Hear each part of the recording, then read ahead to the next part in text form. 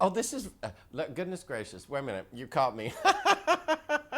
This is very personal.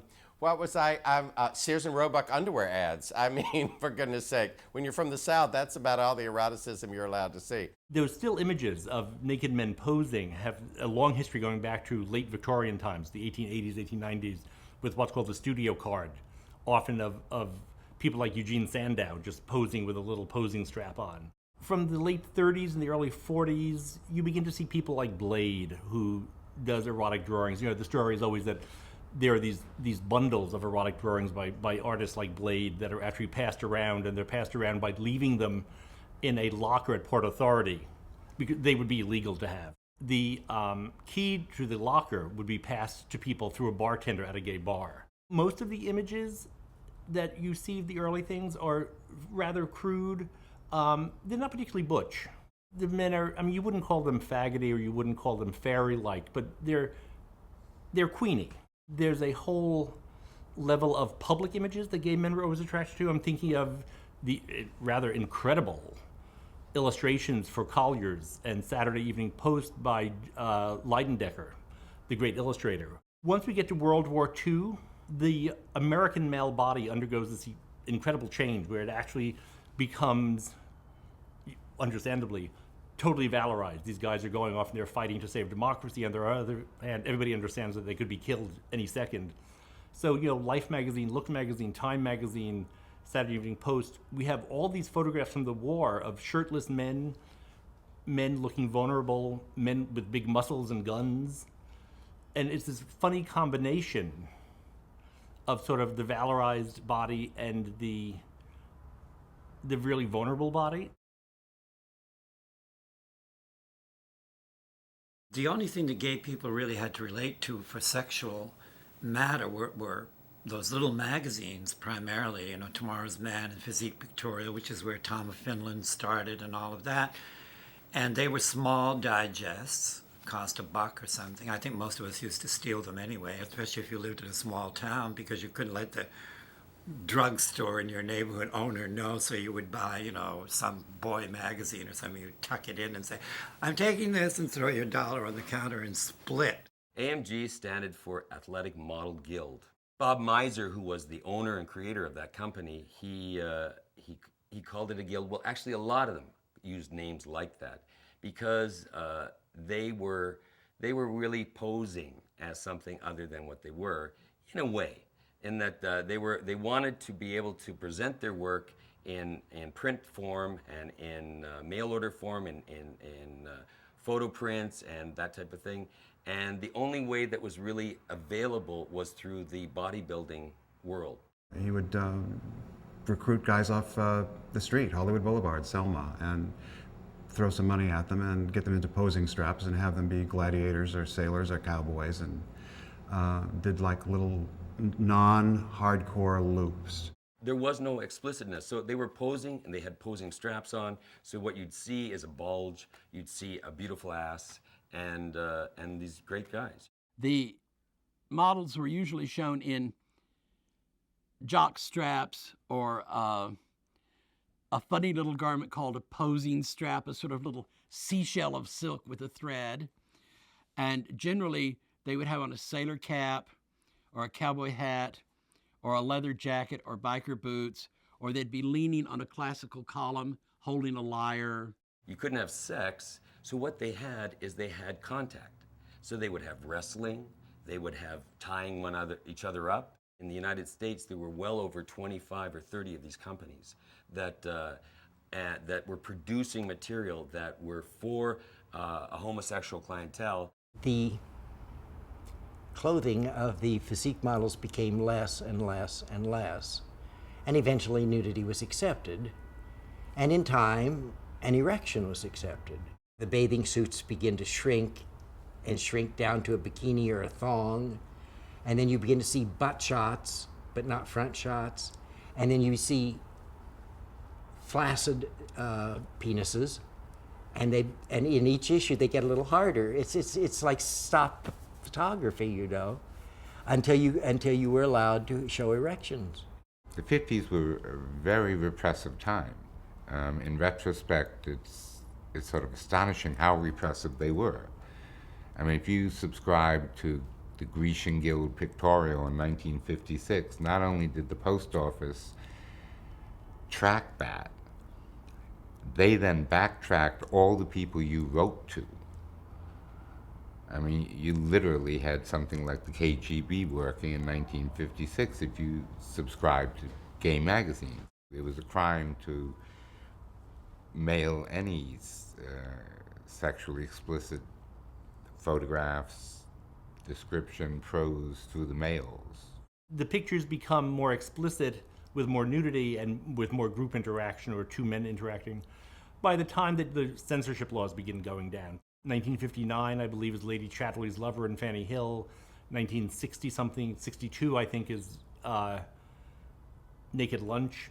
There's a famous Supreme Court case in 64 that totally breaks down the barriers, which was Lynn Womack and Grecian Guild gets the Supreme Court to say that, indeed, anything that a straight magazine can do, a gay magazine can do as well. And that breaks the floodgates open. There's much more nudity with erections, nudity with people showing their assholes, nudity with people playing with themselves. Just as mainstream movies and silent movies evolved from little bits and pieces of film that ran 2, 5, 12 minutes, the earliest examples of it are what we call loops. It's just a loop of film that plays again and again. Short, maybe 8 to 10 minutes, usually of people having sex. You could buy them through mail order houses, and a lot of people were arrested over the years for doing this sort of thing, for selling this sort of product. They had a beginning, a middle, and an end. You know, the beginning was when the washing machine broke and the plumber was called, and the middle is when the plumber arrived, and the end was when the plumber suddenly walked out the door without having fixed the washing machine. And so it was not exactly Aristotelian structure, but there it was. Nothing much happens, it's just simply the sex act. The notion of having a sort of narrative film, or a film that actually has, God forbid, some plot to it, really comes much later. You rent a motel room, and you hope they remember to take their socks off when they fuck.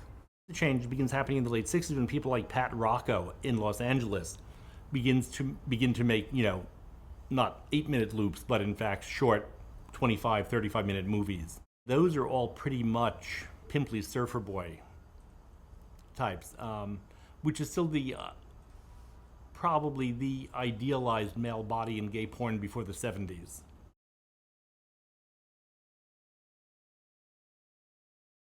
I think it was a remarkable decade, the 70s, where a huge number of people involved themselves in an enormous erotic experiment, the likes of which we've never seen. I mean, in the 70s, you got literally a whole generation who were trying to reevaluate, trying to figure out a new way the erotic could be integrated into your daily life. Gay liberation did amazing things for people's political outlook and amazing things for the market for gay porn, for gay books, gay magazines. It gives a large market to gay porn, to gay visual porn, to gay written porn, to paperback books. The judiciary loosening the bonds of adult films, I think is generally accepted to be the court case for I Am Curious Yellow, which said that nudity in and of itself was not pornographic. And once the crack was made in the dike, it was only a matter till it exploded. We see a lot of porno movies being made with openly gay actors in them. And we have the emergence in 74 of these magazines like Honcho, In Touch, Mandate, Blue Boy, which are, of course, the perfect way to advertise. We have a place for these underground movies that are becoming more above ground to be advertised. Straight people are so used to it. They've got 2,500 years of it. But in the 70s, late 60s and 70s, was the first time that gay people saw themselves dramatized. The porn films of the 70s and 80s were like musicals. You know how in a musical, it's better if the musical numbers grow out of the story and move the plot along or express character? Well, that's how the sex scenes in those 70s, 80s porn movies were. And they all had stories, and they were all feature length, and they all had production value, and it was just like going to any other cinema. The Devil and Miss Jones, Behind the Green Door, Deep Throat, on the straight side, came at almost exactly the same time as Boys in the Sand. Boys in the Sand, at least in New York City, made a huge impact. A lot of people went to see it. And it was also set in the Pines, where the actual scene was coming into existence virtually simultaneously. Boys in the Sand with Casey Donovan, you know, the first movie, I believe, to feature somebody with a cock ring. Completely shocking. Casey Donovan was a star. He was in a lot of the Wakefield Pool movies. I got to know him. His other name was Cal Culver, and he ran a guest house in Key West that was called Casa Donovan, where he provided a very unusual room service. He was sort of the California surfer, blonde, wholesome, all-American kind of fellow that was he was the good boy from next door, you know, who was in fact doing sex. It was an exception at the time because they always tried to present anything to do with sexual as being really sort of really down and dirty and nasty. And he, not that he didn't do that, but that he presented it in a wholesome way. I'd made a straight sexploitation R-rated movie, and then I'd made a couple of straight hardcore movies, and then I moved to California, and I kept thinking about having seen Boys in the Sand in New York. I was theatrically playing in New York. I just thought, you know, I would really like to try to do that, but I want to take a different approach. I want to do like, you know, the all-American blue-collar, everyday man off the street kind of guy. Wakefield was art. It was like museum quality, something that could be seen in that kind of a setting. I was doing something that was really had a beginning, a middle, and end, an arc, character arcs, the whole 9 yards, and it was new. The first film that I made in this genre was called Kansas City Trucking Company. The movie is about a trip from Kansas City to Los Angeles. I wrote the script and raised some financing and then started the casting process. Richard Locke was essentially a desert rat. He lived out in the desert out in Palm Springs. Steve Boyd was a garbage man, worked for the city pulling garbage. The other people besides the sort of secondary group of performers were just people we knew, or people who said, you know, can I do this? Can I be in this? I just want to do it. The ad agency took one look at the materials, advertising materials and everything, and the lady who ran the ad agency said, this is running in the subways. And they took a full ad campaign that played in the subways. No one had done that, gay or straight, no one had ever done a X-rated film before with that kind of a campaign. We took ads in the New York Times before it opened. It was a big, big thing, and we treated it like a movie.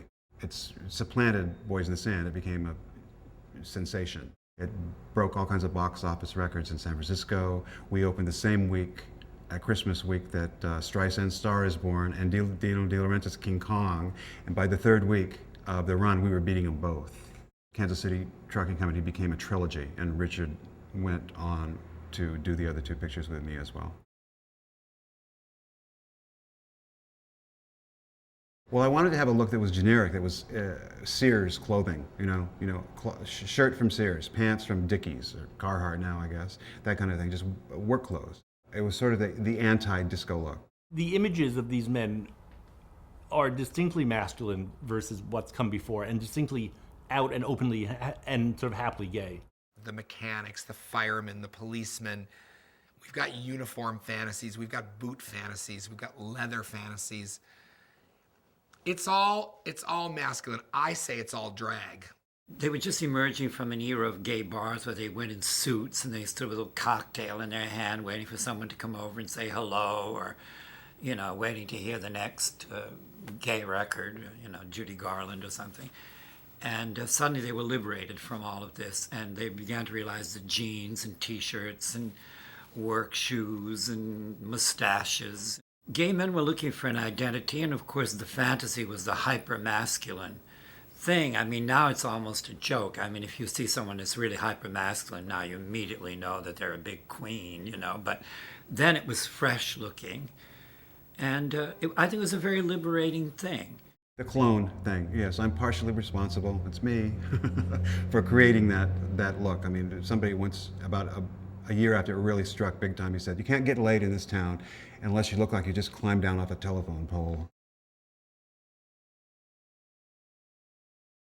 Basically, the kind of people in those days that we found to use came in basically three different groups of people. There were hustlers, or guys who were in it for the money, who someone would know somebody who knew somebody who'd say, you know, if you're looking for somebody who might, you know, be willing to do this, you should talk to this guy.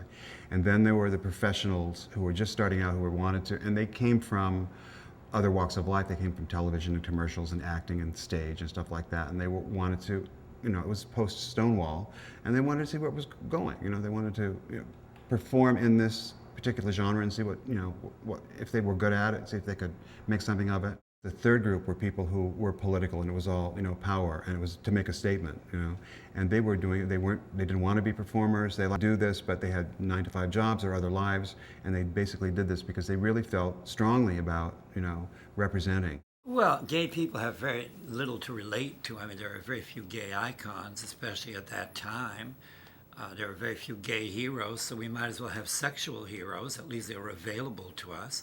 I mean, we didn't have movie stars and presidents and corporate bigwigs, and we had fashion people, hairdressers, and porn stars, and that was our world, kind of. We see the emergence of people with real names and real personalities. The big difference was that these weren't pieces of straight trade that got paid $50 to have sex in front of the camera. They were actually openly gay men who made appearances for the films opening up. So we really see the emergence of this sort of openly gay porno industry in which people, probably for the first time, the actors identified as being gay. Not the case before this. So we begin to see people like the Christie twins, Casey Donovan, also known as Cal Culver, and pretty quickly Jack Wrangler, Roger, George Payne, who after he was made probably one of the greatest movies ever made in that system, which is Centurions of Rome, a movie that was so big it advertised that it actually had real horses in it. Certainly Fred Halstead is a porn star as well as a porn director. People had cults. They had their, you know, in opera you'd call that they had their claques come. A few smart entrepreneurs began to realize that there was a value in using someone again and again and again. And the concept of the fan base began to kick in, and they could see it in their mail orders. Jack Wrangler was very professional. He was so professional, he cared about his body makeup, which he wore, his appearance, everything he did had to be, it was like a Broadway show, the timing, the cues, the everything. And I remember him doing PR. We'd get to town a day or two early, and he would go to the bars and meet people, and he was there for his fans. I had written and or directed several shows in New York that had involved nudity. And I seemed to have a knack for presenting nudity on stage. And so it was only a matter of time till somebody came up to me and said, why don't you make a porn film? And of course, by then I still had my standards. And I refused a number of people, and finally I decided to do it in 1971, I guess, 72. And I had known Casey Donovan very well. I'd hired him for a couple of stage productions I had done. And he loved the idea. He was just coming off Boys in the Sand. And I thought, this is money in the bank, because he was gold. The next time someone came to me and asked me if I would like to do it, I said yes, and I can get you Casey Donovan. That's how we did Back Row. One of the earliest companies on the West Coast was Jaguar Films, and Jay Bryan on the West Coast. And on the East Coast, Wakefield Pool, and Jack DeVoe's hand-in-hand films. Jack DeVoe was my lover. I, having been in film for a while, I said, we should do this. I like pornography anyway, and I think you would be good at it, and I think we should take a shot at it. And we made our first movie, which was Left-Handed. Jack DeVoe was somebody who was a very creative person, and he never totally had an outlet for it. Making movies, especially at the time we were making them, was a good way to be creative and at the same time have a lot of fun. As long as we had a certain required number of sex scenes, we could do anything we wanted. In order to see a porn film, a gay one and a straight one, in this particular era, you had to go to a theater. I mean, you actually had to leave the house, get dressed, take a cab or a subway or something to go see a porn film. It's hilarious now. But this was what it was, and the theaters were always full of people, mostly available people, which I guess was an added incentive other than the celluloid. A lot of the theaters were big old, in New York, big old movie palaces that had fallen on hard times. The funny thing about the Bijou was the men's room was behind the screen.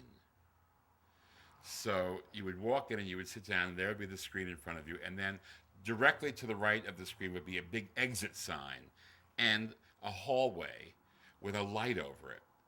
And that led back to the men's rooms. And so that was where people would pose. While the movie was going on, people would pose pretending they were smoking cigarettes, which you couldn't do. And you would look at them, you'd cruise them from your seat. And if you liked what you saw, you would go back in that hall. And so there was lots of activity and lots of traffic, and always the stage show was competing with whatever was happening on the screen. There was one on 8th Avenue, and then there was the Big Top Cinema, I think it was, on 7th Avenue. But I remember on 8th Avenue, I specifically remember seeing it because it was the 3D movie. And the equipment. Well, there you go. And I distinctly, definitely remember. Was it him seeing this disembodied dick floating in front of him? I definitely have that image in my head. I've never been able to get that image out of my head. Can you help me? Gay for pay. Well, I don't think there's any such thing as gay for pay between you and me. I mean, what's gay for pay? I mean, you're a fag. You have to have some gay sensibility, to even get your cock sucked. I mean, by a guy. I mean, to tell you the truth, I'm not comfortable with men. I mean, who say, well, I could never. I mean, that's me. That's the other side of it, kind of. That's even scarier. The guy says, well, I can't. I'm not. That kind of. I'm not a fag. Kind of. That couldn't have. That's weird to me. I did like a couple of gay things that they. I remember the first one. I thought, well, I was this big straight star, whatever, and I thought, well, I don't want to, bother with that, or it's going to change, perception, or it's going to, maybe it's not the best career move or whatever. And I thought, I said, wait a minute, this is about about social change and all this stuff, and if I'm going to say no because I think, well, it's maybe not appropriate, or, so I did a couple, When you are a kind of person, whether it be a man or a woman, who is so self-indulging with yourself that you, in fact, get aroused by people appreciating you. And I now look back, I've hired, because I've done lots of parties and everything, I've hired straight guys to perform at my parties as dancers, as erotic dancers, where they, in fact, get a hard-on, and they don't care. They don't care that it's a guy or it's a girl. What they really care about is that somebody is really fixating on them, that they really love the kind of exposure that happens when they are the center of attention. And that's what gets the erection. Most of them go into this industry to prove something to themselves, to prove that they're loved, that they're talented, that they are a sex object, they are worthy of being loved. And whenever I I begin to work with an actor on one of my films, one of the first things I ever say to them is, now, our job is to turn you into your professional name into the character, so that's written on the page. You have a 3-step process in moving from yourself to your professional self to the character. And so often, these kids will fall into the trap of thinking they are, say, Ryan Idle or Jeff Stryker or Ken Riker or whoever. Joey Stefano, classic example. Joey didn't even like to be called by his real name towards the end of his life. It's a very limited amount of things, of acts, that are being done on film. And after you've seen an actor do everything that there is to be done sexually, then the fickle audience tends to move on to the next one. And that is why they talk about this industry being so ravenous in terms of finding fresh meat. Gay porn has really come of age and become consumerized, and the consumer images of porn now are truly buffed up, pared down, shaved down consumer images. Well, the gay porn world now is much more extravagant. They're big budget movies. It's much more accepted. You know, Michael Lucas gets written up on page 6, and it's like everything else. The sting is out of it because there's more media than ever. There's internet, there's cable channels, so everyone knows about everything. Nothing seems dirty or obscene anymore. It was more fun when it was dirty.